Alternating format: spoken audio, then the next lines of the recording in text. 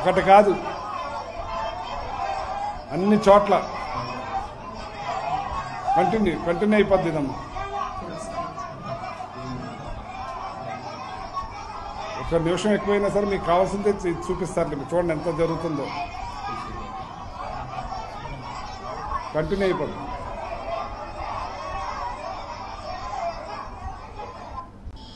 ఈ రకంగా ఎన్ని ఇబ్బందులు పడతా ఉన్నారు, ఎన్ని రకాలుగా జరుగుతుందో, ఏ రకంగా జరుగుతుందో, వృద్ధురాలు చనిపోవటం, అడవిలో మరి మన వాళ్ళ పాపం పిల్ల పాపలతోటి ఆ జారే రోడ్లలోంచి గతుకుల్లోంచి నడుచుకుంటూ వాళ్ళు తీసుకురావటం, ఇవాళ లైన్లో ఉండి వాళ్ళు ఎంత ఇబ్బంది పడతా ఉన్నారో, ఇసురుకుంటూ ఏదైతే రేషన్ కార్డులతోటి ఇసురుకుంటూ ఎండలో పడి ఇబ్బందులు పడతా ఉన్నారో, ఇవాళ పనులు మానేసి ఎక్కడికి వెళ్లకుండా పని ఆపుకుని ఆ పనులు ఆ ఇట్ల కోసమే కూర్చుంటాం.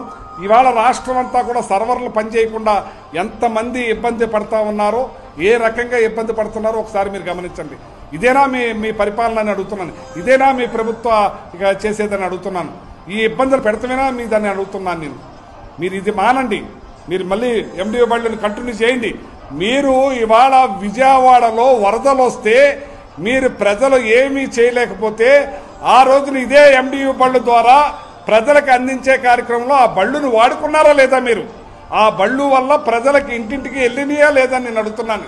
అంటే మీరు ఏమైతే ప్రజలకు మేలు చేయకూడదు, పెద్ద ఎత్తున దోపిడీ చేయాలని పెట్టుకున్నారు. ఇవాళ హోల్సేల్గా షీట్ ద షిప్ లేదు, స్టార్ట్ ద షిప్ చేయడానికే మీరు ప్లాన్ చేశారని చెప్పి నేను మాట్లాడుతున్నా, డిమాండ్ చేస్తున్నా.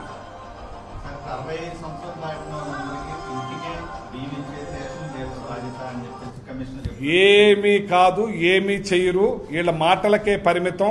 సూపర్ 6 అన్నారు, ముసలివాళ్ళు నొక్కుతారు, మంచం నుంచి లెగనందు కూడా బట్టను నొక్కుతుందన్న నాయకుడు అసెంబ్లీలో మరి సూపర్ 6 చూస్తుంటే నాకు భయం వేస్తుంది అన్నాడు. రేపొద్దున కూడా ఇదే పరిస్థితి. వాళ్ళు ఎదురు చూసి మోసపోవటమే, ఇంటికి చేర్చే పనే ఉండదు.